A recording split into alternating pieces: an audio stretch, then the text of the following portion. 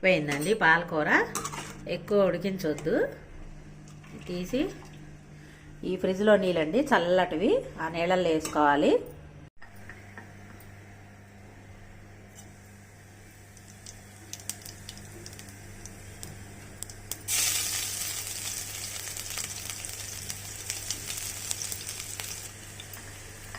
ధనియాలు, ఎల్లిపాయలు,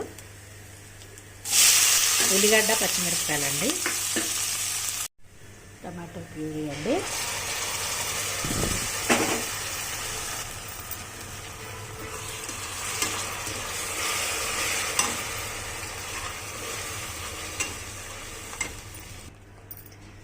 ఒక 2 నిమిషాలు ఉడకనియాలి.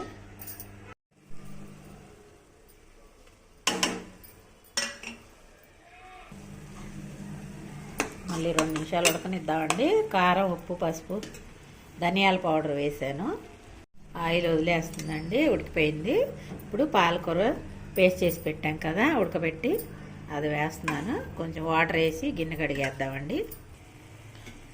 కొంచెం వాటర్ వేస్తున్నాను. మళ్ళీ ఒక 2-3 నిమిషాలు ఉడికిన తర్వాత పన్నీర్ ముక్కలు వేద్దామండి. చూద్దామండి, కూర అయిందండి. ఇప్పుడైతే పన్నీర్ ముక్కలు వేసేద్దామండి.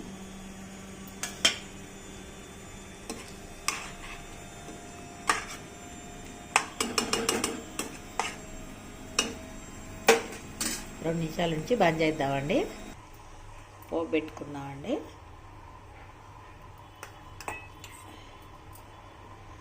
ఇది నెయ్యి అండి, లాస్ట్లో అన్నమాట.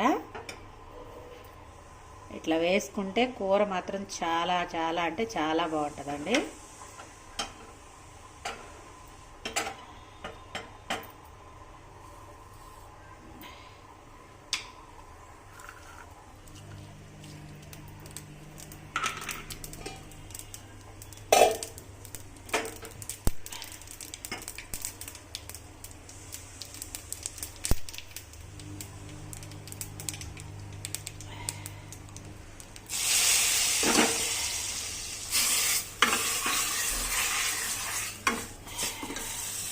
పోయిందండి.